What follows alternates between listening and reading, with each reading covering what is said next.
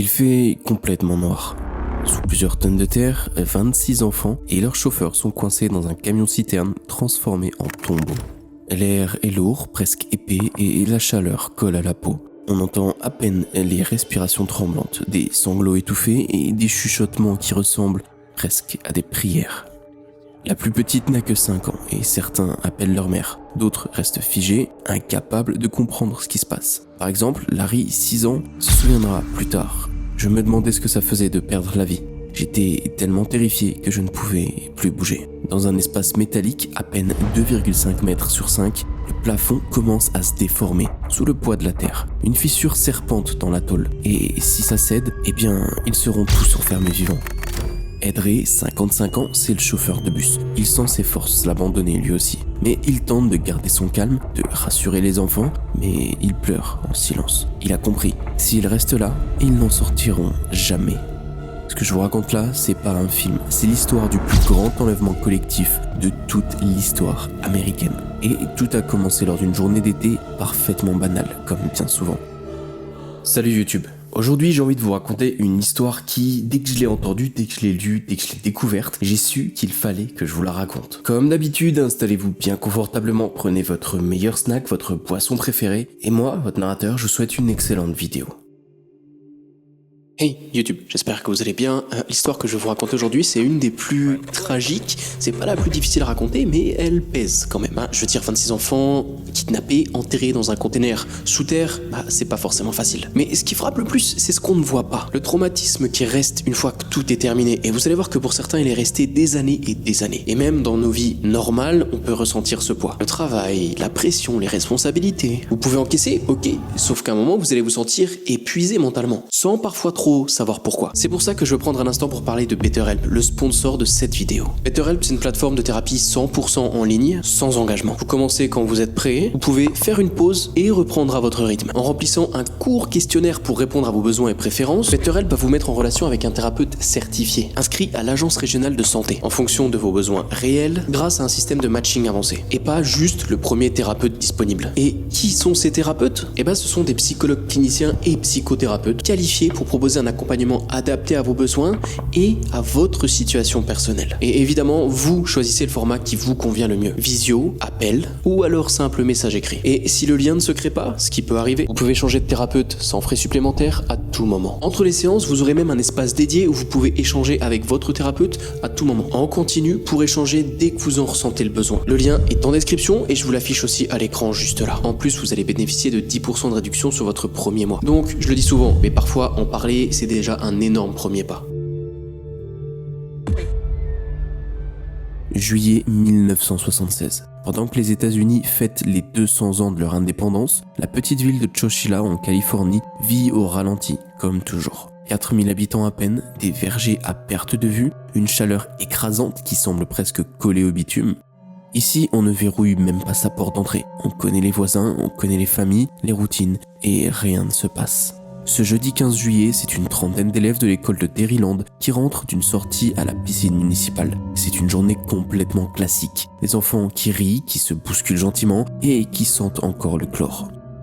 Au volant du bus scolaire jaune, Frank Edward Ray. Tout le monde l'appelle Ed. 55 ans, une barbe grisonnante, un homme fiable, calme. Cela fait des années qu'il transporte ses enfants, il connaît leurs prénoms, leurs habitudes et leurs histoires. Il est un peu plus de 16 heures dans l'après-midi. Le bus s'engage sur la route de campagne habituelle, les fenêtres sont entrouvertes, l'air chaud s'engouffre dans le bus, mais c'est pas grave. Les enfants rient, discutent, certains tapotent encore leurs cheveux mouillés, et au détour du chemin, un fourgon blanc, au plein milieu de la route. Un peu comme en panne. Ed ralentit, par réflexe, par professionnalisme, il s'arrête et descend pour aller proposer son aide. C'est un geste simple, presque banal pour Ed.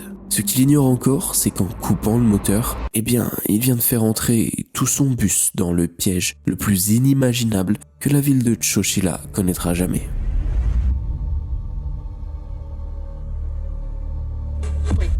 Presque immédiatement, il y a 3 hommes qui sortent du fourgon. Leur visage est recouvert de bas en nylon. Un d'eux pointe un fusil droit sur Ed Ray. L'autre grimpe au volant du bus sans dire un mot. Et le troisième monte dans une voiture qui va les suivre. Tout se passe rapidement, en silence. Il n'y a aucun cri, il n'y a pas de violence inutile, seulement une précision glaciale d'un plan qui semble être préparé depuis des mois et qui roule depuis longtemps dans la tête des 3 personnes. Les enfants de 5 à 14 ans, eux, restent figés. Par exemple, Monica, l'une des plus petites, pense même que c'est un jeu. Elle demande à un ravisseur si il est le lapin de Pâques. Évidemment, la réponse n'arrive jamais. Et dans ses yeux, elle comprend qu'elle réalise enfin. Non, rien ici ne ressemble à un jeu. Le bus quitte la route familière et les ravisseurs se dirigent en direction d'un coin perdu, près du lit asséché de la rivière de Chochila. Et ici, un second fourgon attend déjà. Et c'est là que l'enfer commence. À l'abri des regards, les 3 hommes obligent Edré et les 26 enfants à sortir du bus. On les pousse, sans trop de brutalité, mais évidemment sans douceur non plus, dans les 2 camionnettes préparées à l'avance. Le bus, désormais vide, est quant à lui dissimulé sous des branches et des bambous, abandonné comme un simple décor, un peu devenu inutile. Puis de nouveau, les ravisseurs s'éloignent, emportant avec eux tout un bus d'enfants.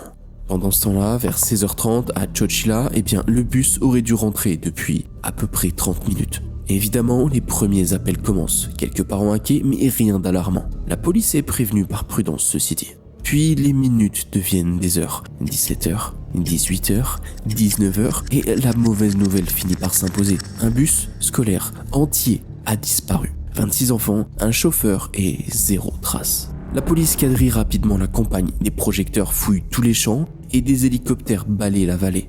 Vers 22h, quelqu'un tombe dessus. Le bus jaune de Dairyland est abandonné dans les roseaux du Berendaslo, à 15 km de la ville. Portes ouvertes, personne à bord, pas un cri, pas un message, rien du tout. Juste un lourd silence comme du béton. Ce que personne ne sait encore, c'est qu'au même moment, Edré et les enfants sont déjà loin. Entassés à l'arrière des 2 fourgons dont on a peint les vitres, ils roulent vers une destination absolument inconnue. Il n'y a aucune fenêtre, il n'y a aucun bruit de l'extérieur, il n'y a rien du tout pour appeler à l'aide. Les moteurs vrombissent et les enfants ne le savent pas encore, mais ils ne reverront pas le jour avant 11h. 11h dans le noir total, sans eau, sans toilette, sans ventilation. Évidemment, la chaleur monte vite et certains enfants vomissent, d'autres se sentent très mal et c'est complètement normal. Alors, pour tenir, ils vont commencer à chanter. Ils vont chanter des tubes de l'époque, ils vont chanter des comptines, des paroles un peu bancales, mais ça les aide à tenir bon. Pendant ce temps-là, à Chochila, la panique grimpe. Les médias affluent, les familles attendent, incapables d'imaginer le pire, mais évidemment terrorisées à l'idée qu'il ne soit déjà trop tard. Et sur ces routes californiennes, dans 2 fourgons perdus au milieu de la nuit, les enfants ignorent encore ce qui va leur arriver.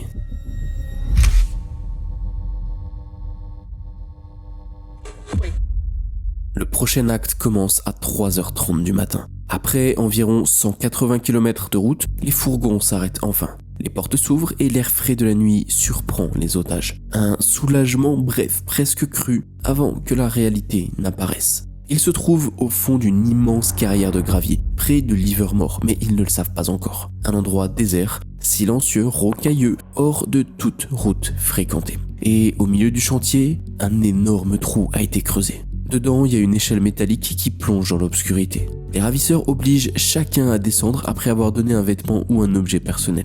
Une casquette, un pull, une montre. Et tout est noté sur un emballage de hamburger. 26 enfants, un chauffeur. Tout est consigné. En bas, c'est avec horreur qu'ils vont découvrir ce qui les attend. Il y a un camion-citerne qui est enterré, qui est camouflé et qui a été transformé en cellule. L'espace est tout petit, 2,5 mètres sur 5. Au sol, ils voient des matelas usés posés par terre, une odeur de métal chaud et un trou creusé dans un coin comme des toilettes improvisées. Il y a quelques cruches d'eau, il y a des barres de céréales, 2 tuyaux d'air qui percent le toit pour respirer et c'est tout. Les enfants sont poussés à l'intérieur et Edré est le dernier à passer le seuil. Puis la trappe se ferme. Vient ensuite le bruit de l'échelle qu'on remonte, vient ensuite le bruit de la plaque de métal qu'on pose sur le toit, et surtout le fracas lourd de 2 batteries de camions énormes et très très lourdes, qui sont déposées sur la plaque de métal sur le toit pour sceller le toit. Et ensuite, les pelletés de terre. En quelques minutes, ils sont officiellement enterrés vivants. Lorsque les premiers gravats frappent la remorque, plusieurs enfants crient évidemment. L'un d'eux s'évanouit et même Edré, d'ordinaire solide comme un roc, s'effondre en larmes pendant qu'il tente de calmer les plus jeunes. Et le temps va alors se dilater. 1 heure, 2 heures, 3 heures, la chaleur devient insupportable là-dessous. La soif mord et l'air se fait de plus en plus rare. Certains enfants dorment par épuisement total, leur corps ayant laissé tomber. D'autres restent immobiles, les yeux écarquillés dans l'obscurité. Et lentement, quelque chose bascule. Ed Ray va reprendre le dessus. Il va encourager les plus âgés à réfléchir et à rester lucides. Parmi eux, il y a un garçon de 14 ans, Michael Marshall. Michael refuse la fatalité. Il refuse l'idée de perdre la vie là, dans un trou sous terre. Il y a alors une idée qui va prendre forme parmi toutes ces personnes en bas, folle et dangereuse. Mais leur seule possibilité, sortir par le toit. Ça fait maintenant 16 heures qu'ils sont enterrés sous terre, 16 heures qu'ils attendent de l'aide, qui ne viendra sûrement jamais. Ed Ray et les adolescents décident d'agir. Ils empilent les matelas pour atteindre le plafond. Michael grimpe en premier, épaulé par Ed Ray. Et dans le noir complet, ils cherchent la jonction de la trappe. Évidemment, au vu du poids au-dessus de leur tête et notamment à cause des 2 batteries, la tôle a commencé à s'affaisser sous le poids de la terre. Mais c'est bien pour eux, parce qu'il y a une fissure, une toute petite fissure, mince mais réelle. Ils vont pousser, mais rien ne va se passer, les batteries sont trop lourdes. D'autres garçons vont monter, ils vont trouver quelques planches, des restes de sommier, et ils vont tenter de les utiliser comme des leviers. La sueur dégouline, l'air brûlant colle à la peau et les muscles se tétanisent. Ed Ray lui-même, après plusieurs minutes, manque de s'évanouir. Quelqu'un va alors lui jeter un peu d'eau sur le visage pour le maintenir conscient, et ça va marcher. Puis, enfin, un bruit, un grincement métallique. La plaque a bougé d'1 centimètre. Michael glisse une planche, puis une deuxième, et les batteries basculent et tombent à l'intérieur du camion, dans un fracas assourdissant. Mais c'était une victoire. L'air frais s'infiltre, une bouffée de vie, et le sommet de la remorque est encore obstrué par la terre, certes, mais ils peuvent enfin respirer. Ils se mettent alors à creuser à main nue, Ed Ray en tête et Michael juste derrière. Les autres poussent, soufflent, prient, les supportent mentalement, et ça fonctionne. Après plusieurs minutes, un petit trou, puis un plus grand, et soudain, la nuit, les étoiles, la liberté. Un à un, couverts de poussière, tremblants, les otages sortent de terre sans un bruit. Ils se trouvent donc au milieu de la carrière de Livermore. Et c'est étonnant, mais les ravisseurs ne sont pas là. Il est environ 20h, le 16 juillet 1976, et c'est donc à peu près 30 heures après le début de leur enfer. Épuisés, les enfants vont suivre Ed Ray jusqu'au poste de garde de la carrière. Là, par chance, il va y avoir un veilleur de nuit qui va les voir apparaître dans le noir. Une procession d'enfants sales, hagards, menée par un chauffeur de bus barbu qui aurait presque du mal à croire que tout cela est bien réel. Immédiatement, une alerte est donnée et le FBI ne va pas tarder à arriver. Ils vont tous être transportés au centre pénitentiaire de Santa Rita, le seul endroit alentour assez grand équipé pour accueillir autant d'enfants. On va les hydrater, on va les soigner et on va les écouter. Puis, à l'aube du 17 juillet, un bus va les ramener à Chowchilla, sous escorte. Les parents se précipitent, les cris, les larmes, les étreintes éclatent et toute la petite ville respire enfin. Mais une question reste suspendue dans l'air. Qui a fait ça et pourquoi ? Pendant que les enfants se libéraient, les 3 ravisseurs dormaient. Oui, vous avez bien entendu, ils dormaient. Leur plan était simple, kidnapper 26 enfants et réclamer une rançon de 5 millions de dollars, soit plus de 27 millions de dollars en valeur actuelle, et disparaître dans la nature.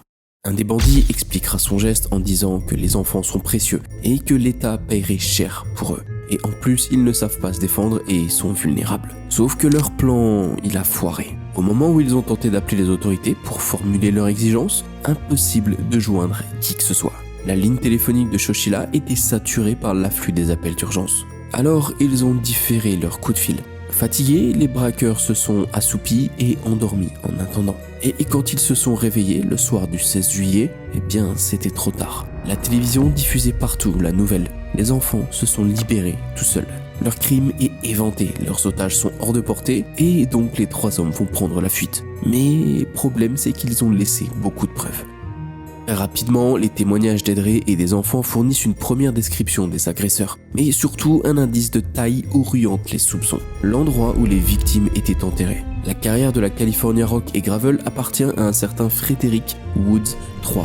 Et qui d'autre que quelqu'un de proche du propriétaire aurait pu avoir l'idée d'utiliser ce site reculé et d'y enterrer un camion ? Eh bien, spoiler alerte, personne. Les enquêteurs découvrent que le fils du propriétaire lui-même, Frederick Newell Wood IV, surnommé Fred, 24 ans, a un accès illimité à la carrière familiale. Fred Woods, héritier des familles fortunées Newell et Woods. Et il ne possède pas seulement la carrière, il dispose aussi d'un important trust fund familial. En gros, un train de vie aisé, jugé bizarre et solitaire par son entourage d'ailleurs. Et il fréquente deux amis qui sont eux frères et qui sont plus ou moins du même âge. James Schoenfeld, 24 ans, et Richard Schoenfeld, 22 ans. Ce sont les fils d'un riche pédiatre de Menlo Park. Ils ont des antécédents de petite criminalité, vol de voiture, larcin, mais rien de plus que ça. Et nous avons là 3 jeunes hommes de bonne famille. Le profil colle. Dès le 17 juillet, la police perquisitionne le vaste domaine des Woods à Porto Valley, 78 hectares.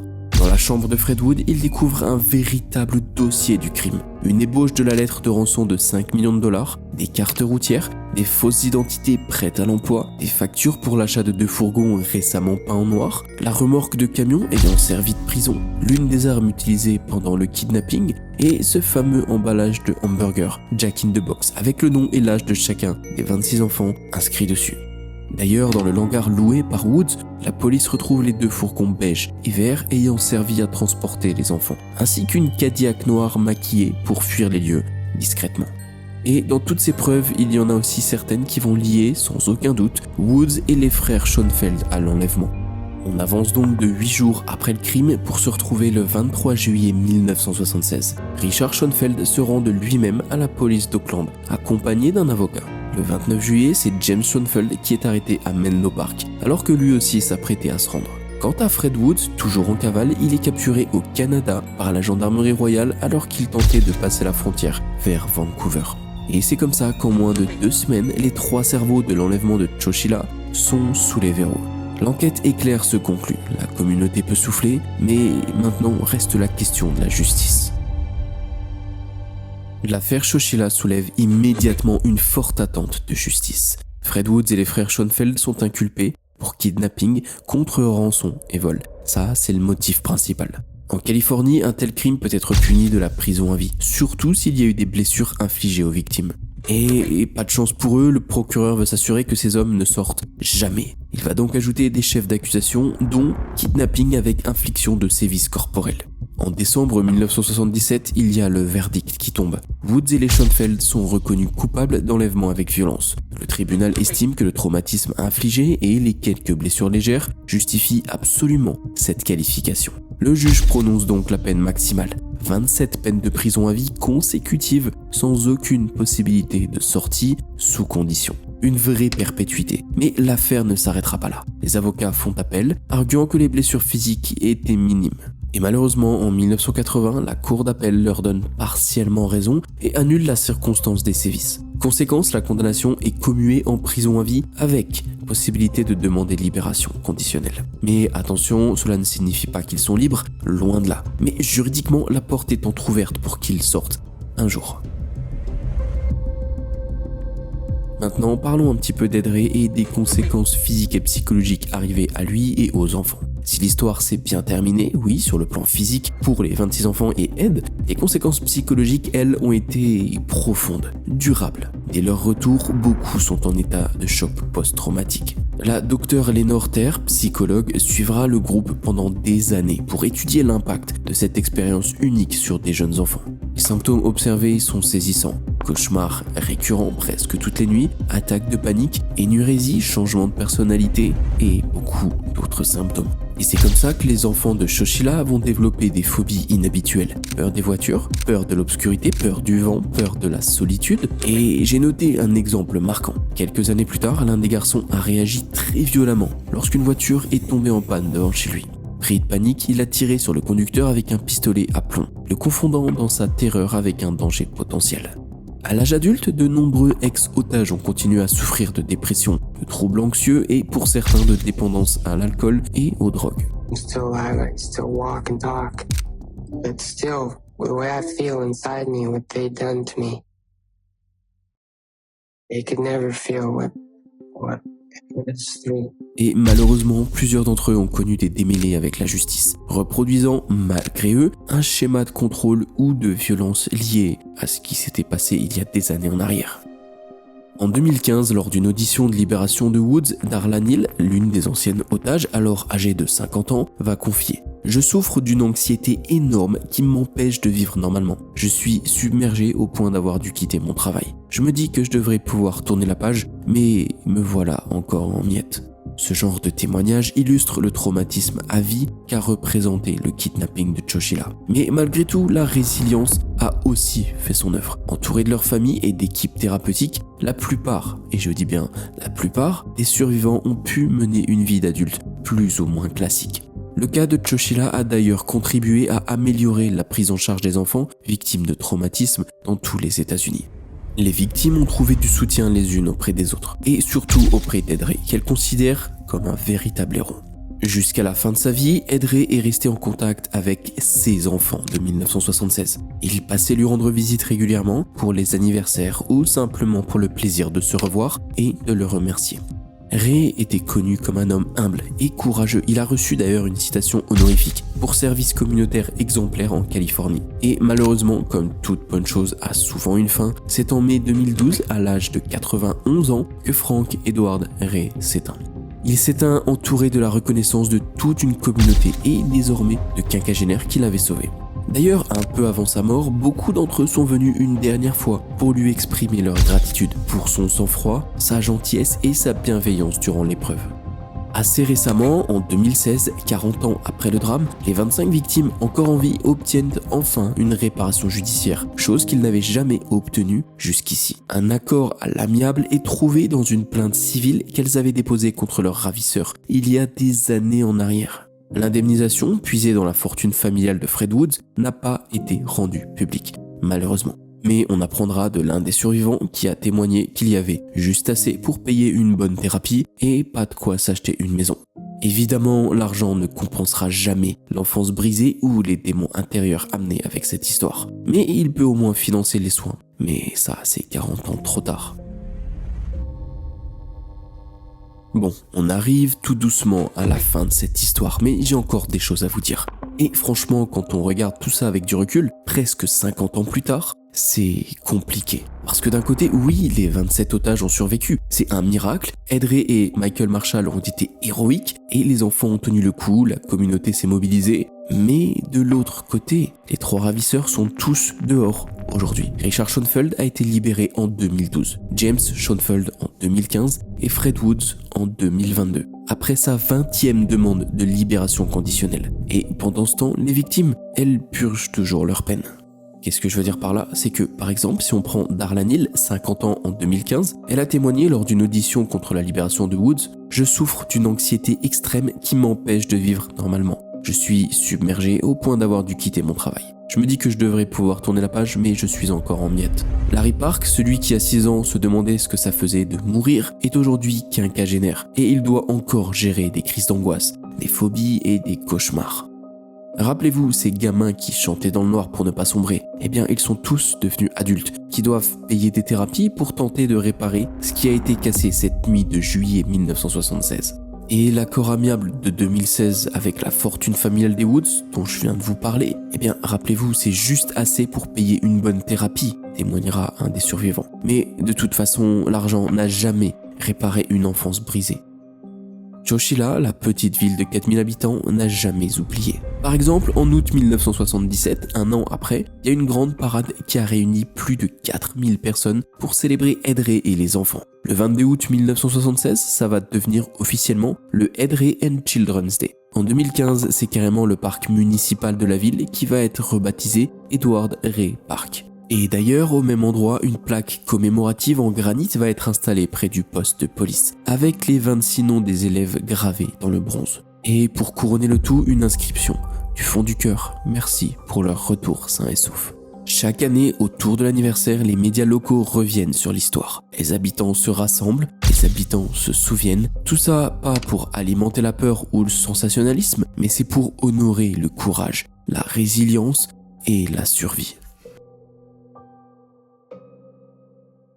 Alors voilà, presque 50 ans se sont écoulés depuis le désastre de Chowchila. L'enlèvement appartient désormais à l'histoire, les dossiers judiciaires ont été clôturés et les ravisseurs sont tous dehors. Mais encore aujourd'hui, certaines nuits, pour les enfants qui étaient dans le camion à l'époque, eh bien ce mois de juillet 1976 n'est pas qu'un simple souvenir. Pour certains, ce jour ne s'est jamais vraiment terminé. D'ailleurs, comme je vous l'ai dit, à Chowchilla, il y a un parc qui porte aujourd'hui le nom d'Edward Ray. Il y a une plaque avec 26 noms gravés et celui du chauffeur. Et ça, c'est pas un monument à l'horreur, c'est un rappel silencieux. C'est un rappel silencieux du courage, de la survie, de tout ce qui s'est passé cette nuit-là, et de ce que ces 27 personnes ont réellement vécu cette nuit-là sous terre, sans jamais laisser tomber, sans jamais lâcher.